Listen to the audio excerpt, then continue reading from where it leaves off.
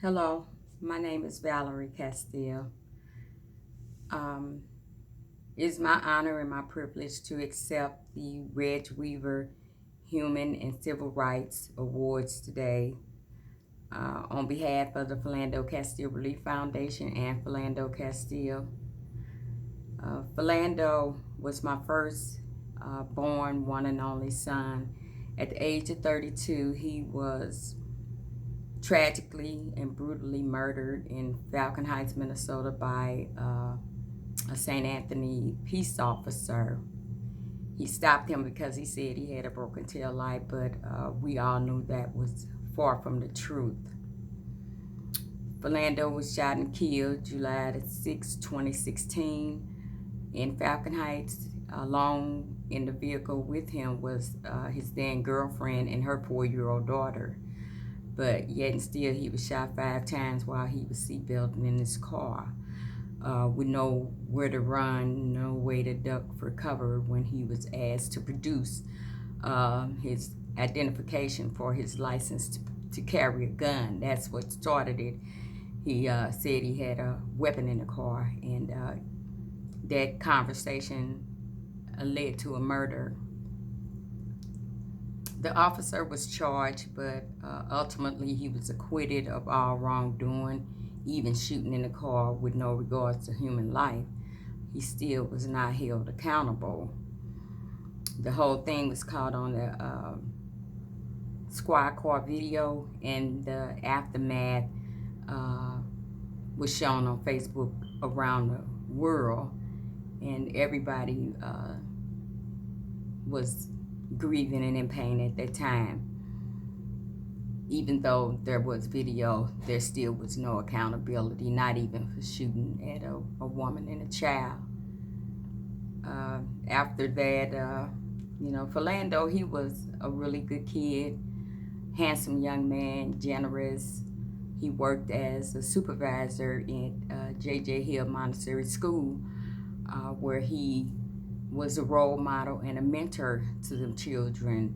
He knew all of them by name, and he even knew their allergies.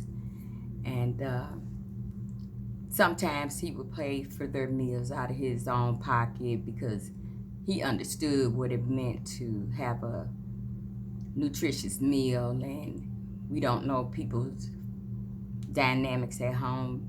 Everybody live paycheck to paycheck, and that debt is something that is an extra burden on families.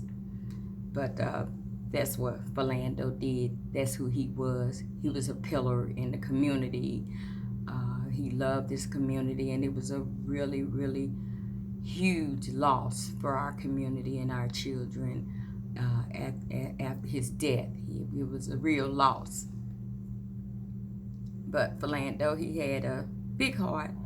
And after that, we founded the Philando Castile Relief Foundation. And what we do is we help families that lose their loved one to gun violence, not necessarily police fatalities, but just gun violence as a whole.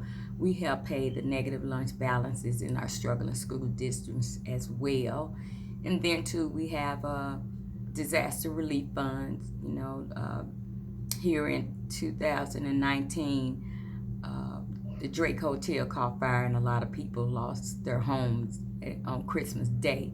And the foundation donated $10,000 to those guys to help them in whatever way that could help.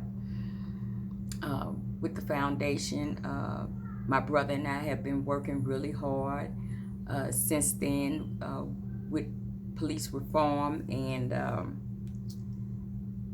policy changes. We've been on several panels and was instrumental in developing a lot of recommendations, different, pretty much books. I mean, not books, they're not that many pages, but we come up with some great doable ideas, best practices, so to speak, that could be utilized by the prosecuting attorney's office, the BCA, the police department, and the community.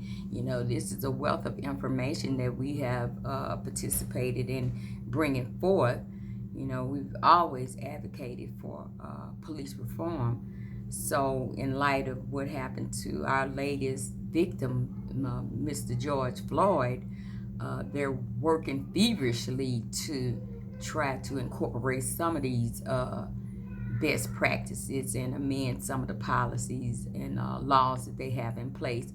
And I'm grateful for that, because a lot of our children have lost their lives to police brutality. And in fact, since 1984, over approximately 400 of our citizens have lost their lives to police brutality. So there's something to think about. You know, since 2016, when Philando was murdered, there has been 88 since then. You know, that's astronomical, you know, when it comes to our peace officers and our civilian lives. In that working group and developing these great ideas and best practices, we would like to see a reduction in the use of force and police fatalities. I would like for them to ensure transparency and a timely investigation, to strengthen our state statute languages to provide that pathway to accountability. We need to evaluate local policies using data, human racial justice, and human dignity at the core matrix of these investigations. And we would like to foster dialogue and partnerships between the prosecuting attorney's office and our communities about use of force. I mean, we cannot accomplish anything if we don't talk about these issues. So that's something else that we advocate for. The Philando Castile Relief Foundation is currently working on a campaign to redesign the Peace Garden. The Peace Garden is where Philando took his last breath in saying, "I wasn't reaching."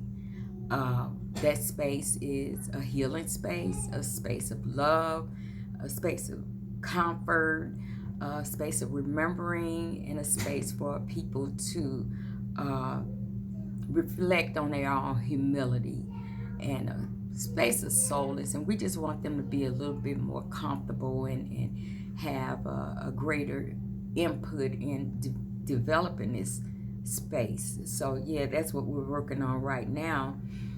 And I would also recommend to you guys that you be active in your town hall meetings.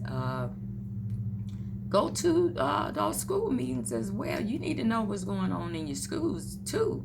You know, our children, they are the future leaders of this country, and we need to take care of our kids. So volunteering and donating your time or old clothes, food, whatever you can do, just try to be more involved in your communities. And if you would like to learn more about the Philando Castile Relief Foundation, you can visit us at philandocastilefoundation.org, and you can get some more information if you like. Again, I want to thank you guys for the Reg Weaver Award, and I never thought that we would receive this prestigious award again. Thank you so much.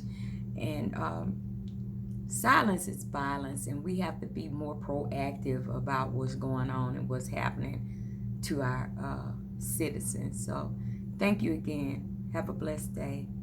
Bye.